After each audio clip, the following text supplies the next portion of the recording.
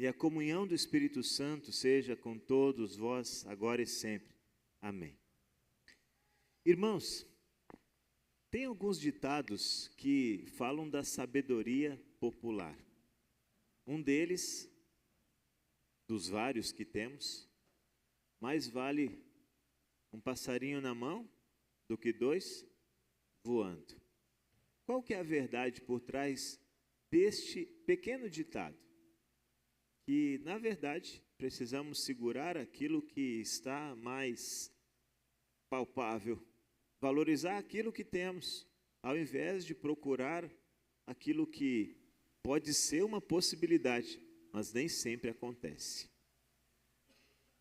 Na história da Mega da Virada, certamente vocês ouviram muitos relatos. Um especialmente me chamou a atenção. Uma pessoa lá do interior de São Paulo tinha uma caminhonete, uma L200, e vendeu ela, R$100.000. Pegou o valor todo e apostou na Mega da Virada. Quanto que ele ganhou em troca? Nada. Ele perdeu 100 mil, a caminhonete e o seu ganha-pão, o seu trabalho. É o que acontece muitas vezes. Pessoas, na ilusão de ter algo maior e melhor, apostam às vezes tudo que tem, todas as suas fichas, e acabam se desiludindo, porque é uma possibilidade, não uma certeza. Muitas pessoas, ao olharem para a vida dos discípulos, também interpretaram assim. Antes de Jesus entrar na vida deles, eles tinham família, eles tinham emprego, eles tinham casa, eles tinham amigos. Não lhes faltava nada. Mas aí vem Jesus e diz: vem comigo que eu vou fazer vocês pescar gente. Como é que é isso? Vocês vão ganhar gente para o reino de Deus. E eles simplesmente largaram tudo para trás e seguiram a Jesus. Na opinião de muitas pessoas, eles tinham um passarinho na mão e foram atrás de outro que estava voando, outros muitos. Mas os discípulos fizeram isso, claro, num salto de fé.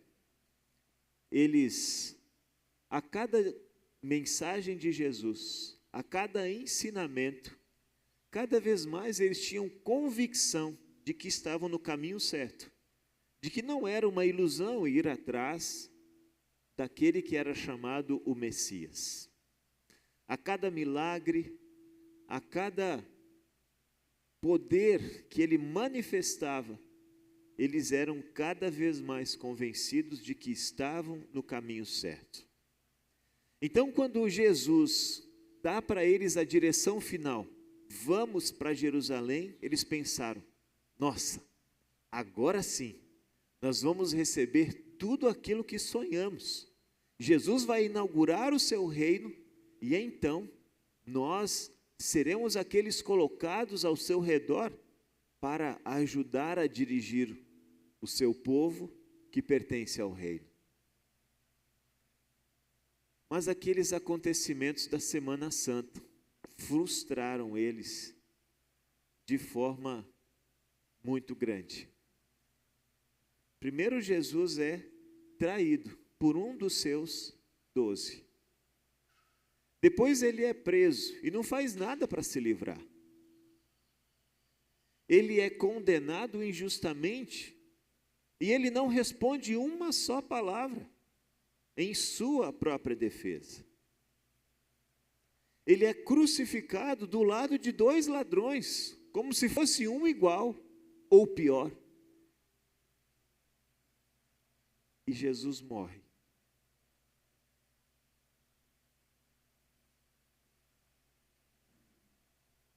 Foram atrás de 2 voando e perderam. Jesus morreu. Aquele que deveria ser a solução de todas as suas dificuldades, queria inaugurar o reino de paz, de repente, morre. E de uma forma tão abrupta, tão cruel. Agora pensem no texto que nós lemos, porque isso acontece no domingo. Jesus morreu na sexta, alguns comemoraram a Páscoa, fizeram o jantar da Páscoa. E o domingo à tarde, esses discípulos estão onde? Trancados e conversando. O que será que era o assunto? Qual era o papo que rolava entre eles? Cara, que grande furada que a gente entrou. Que barca foi essa? Antes a gente tinha família, tinha emprego, e agora? Nós vamos fazer o quê? 3 anos seguindo o mestre para ele morrer? O que vai ser da nossa vida? E a vergonha agora de voltar para nossa casa e contar tudo o que aconteceu? Sim, eles estavam com medo, eles estavam desiludidos, eles estavam desanimados. E naquele clima tenebroso, é naquele clima que Jesus não bate na porta. Ele simplesmente entra. A paz esteja com vocês. Assim como o Pai me enviou, eu envio vocês. Recebam o Espírito Santo. Se de alguns vocês perdoarem os pecados, esses pecados são perdoados. Se não perdoarem, eles não são perdoados. Jesus aparece depois ao terceiro dia, para os seus discípulos. E então, ele dá a eles a paz que o mundo não pode dar. Fica tranquilo. Eu morri, sim. Vocês foram. Vocês me viram sendo sepultado, mas eu estou vivo. Da decepção, a presença.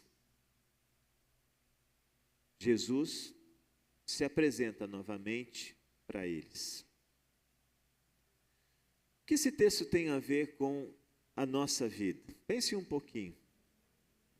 Não é assim que às vezes as pessoas falam com a gente? Que religião é coisa de gente atrasada? Que religião é coisa de gente sem cérebro? Como ficar cultuando alguém que você não vê? Para que cantar hino? Quem que está lá? Não é assim que as pessoas acham? Que nós somos tolos?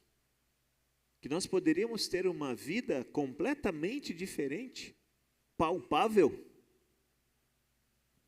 Nós poderíamos ter uma vida bem diferente, longe daqui. Acontecendo festas aí, e a gente aproveitar, trabalhar para poder curtir a vida.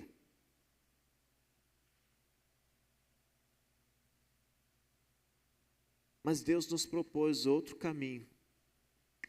Ele nos chamou para uma vida de fé. Não de palpável, não de mensurável. Uma vida de fé. Contrária à razão. Porque pela razão, o que a gente vê não atrai muito. Aliás, quantos heróis da fé foram desafiados neste mesmo termo? Pensem em Jó. Lembram do Jó? O exemplo de paciência? Pois é. O que que a mulher de Jó disse depois de ele perder todas as coisas e toda a família? Cara, o que que você está fazendo aí? Amaldiçoa esse Deus e morre.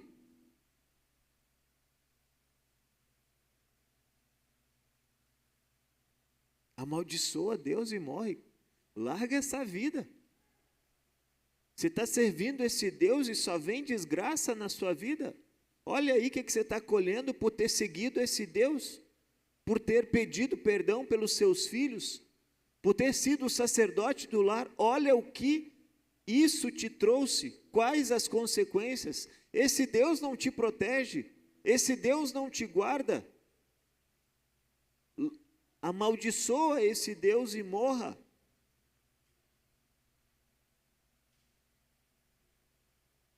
Jó não disse nada naquele momento.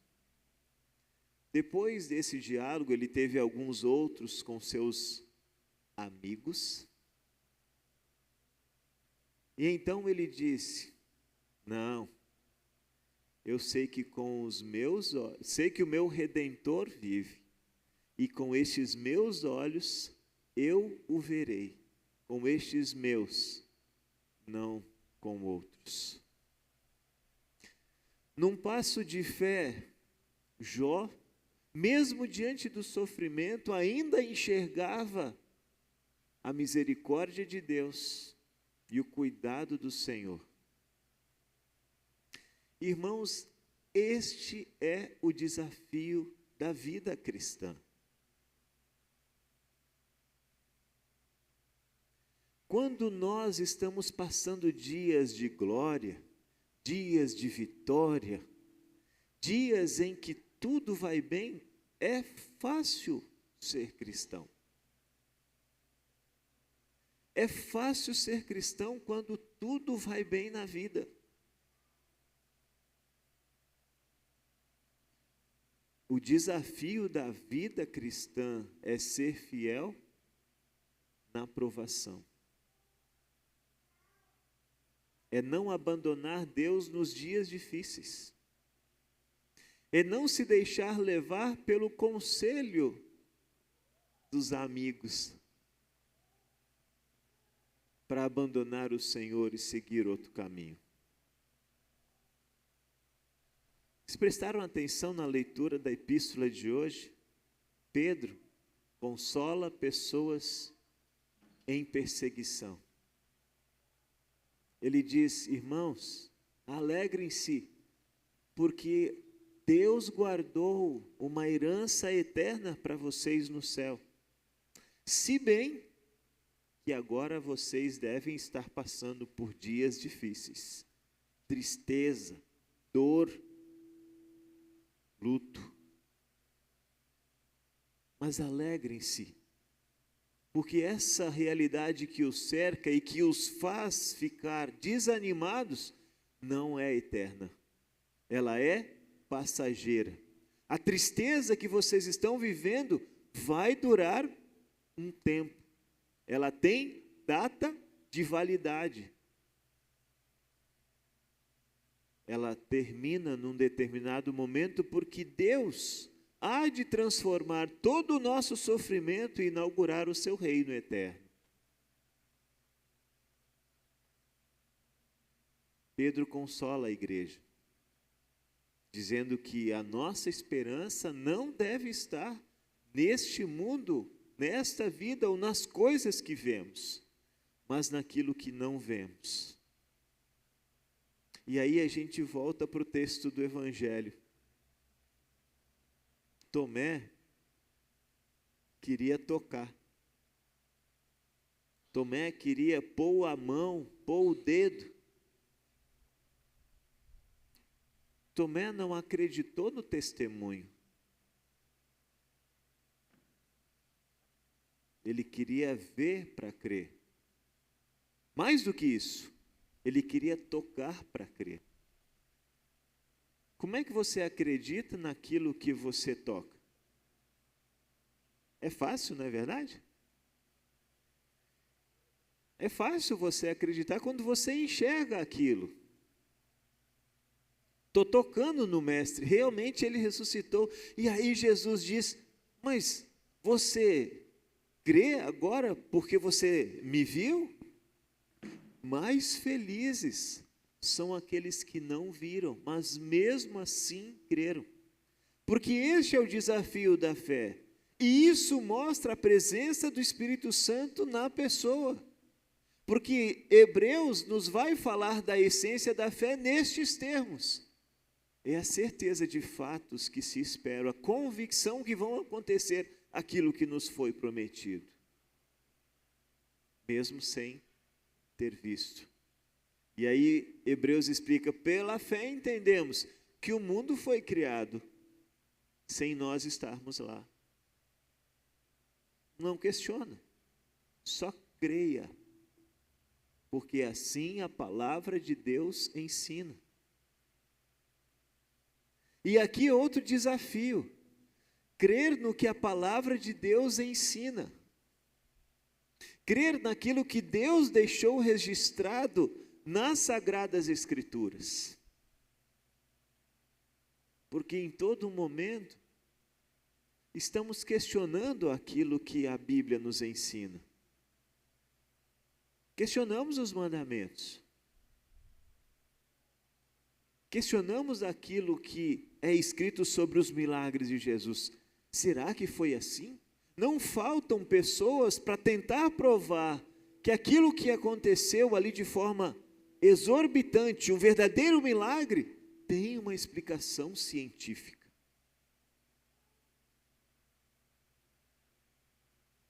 Querem tirar o poder de Deus. Querem tirar de nós a fé nos milagres, mesmo sem ver, mesmo sem acompanhar.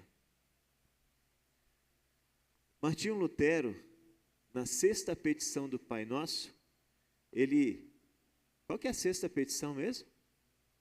E não nos deixes cair em tentação. Quando ele explica essa petição, ele vai dizer assim que, nessa petição, nós pedimos que o diabo, o mundo e a nossa carne não nos enganem, nem nos seduzam a crenças falsas, desespero ou qualquer outra grande infâmia ou vício. O que Lutero está querendo dizer para nós, que nós dizemos quando oramos o Pai Nosso? Que existem tentações. E quando oramos não nos deixes cair em tentação, pedimos que Deus nos livre das dúvidas, nos livre das ciladas das pessoas, dos amigos que querem nos iludir e pôr em xeque a fé que Deus, Espírito Santo, nos deu. Porque esses perigos são reais. Eles de fato existem. Quando a gente passa por tempestades na vida, sempre tem aquele que diz, você já tentou essa simpatia aqui? Você já tentou fazer esse chazinho aqui diferente? O chá, né, tudo bem. Mas a crença no chá pelo chá, ou a crença naquela sinal da cruz, não corta em cruz que dá certo, né, Enio? Espera aí. Simpatia? Superstição? Não, tem gente que deixa se guiar pelos astros. Não, porque os astros é que agora está alinhado lá com Vênus, com Marte e não sei o quê. O que está escrito no Salmo de hoje? Sobre a criação. Deus colocou eles lá, e eles não podem desobedecer. Eles não podem sair do seu lugar. Deus colocou lá. E por estarem nos seus lugares e cumprindo apenas o seu papel de estar ali, eles, os astros, louvam o Senhor. Nada mais que isso. Não há poder algum porque foi Deus que criou, eles não podem desobedecer e eles estão lá inertes pela vontade do Senhor.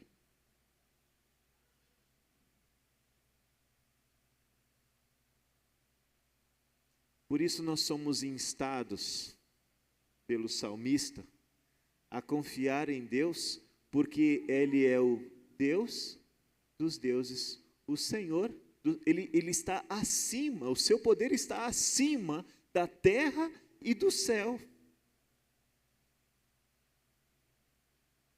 Confiar, se entregar, se colocar nas mãos do Senhor. A situação dos discípulos era difícil, sim, mas Jesus se colocou ali, da decepção à presença. Nós não estamos dando um tiro no escuro.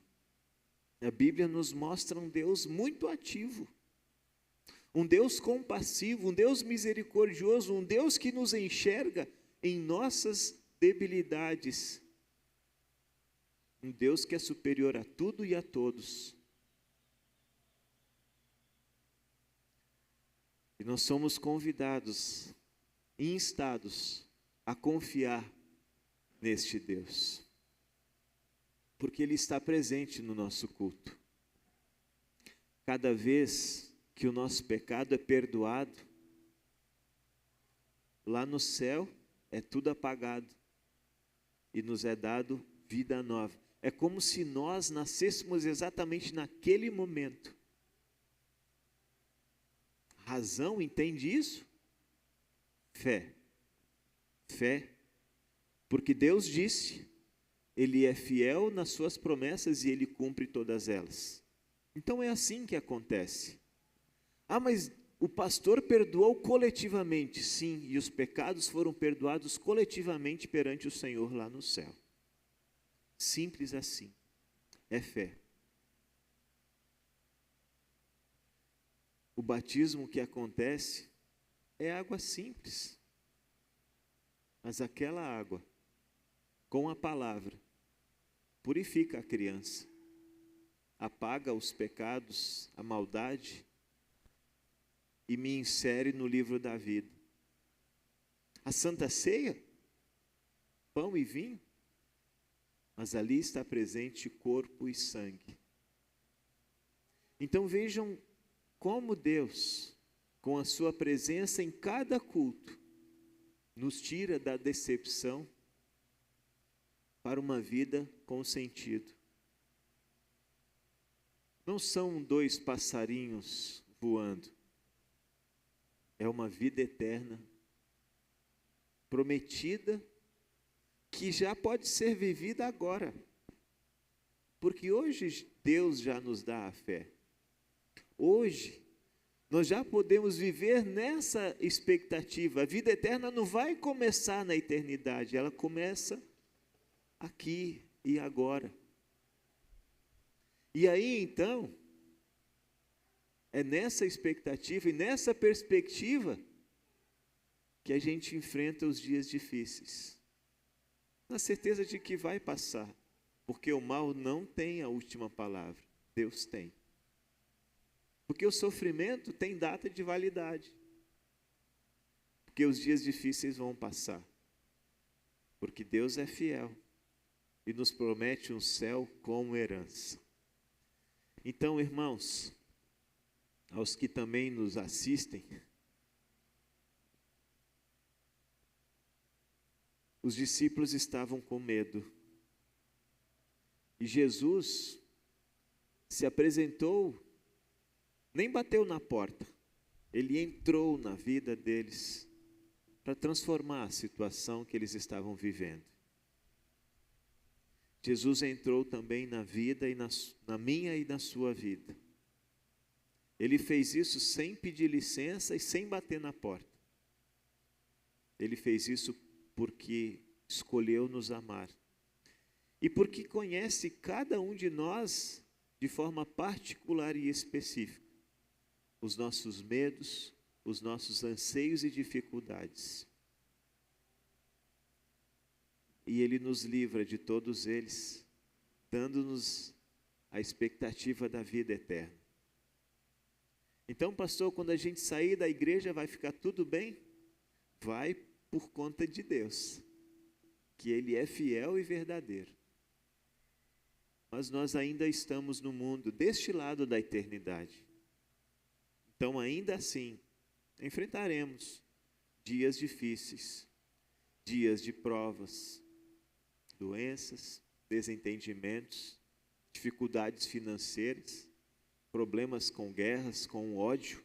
Vamos enfrentar, mas com Deus presente na nossa vida. Então, que esta presença nos console, para que todos os dias caminhemos na perspectiva da vida eterna, para a glória de Jesus e, claro, a felicidade dos seus filhos aqui. Que assim seja. Amém. Nos coloquemos de pé. Irmãos, a paz de Deus, então, que vai muito além do nosso entendimento humano, guarde o nosso coração e mente em Cristo Jesus para a vida eterna. Amém. E oramos em conjunto as palavras do ofertório. Cria em mim, ó Deus,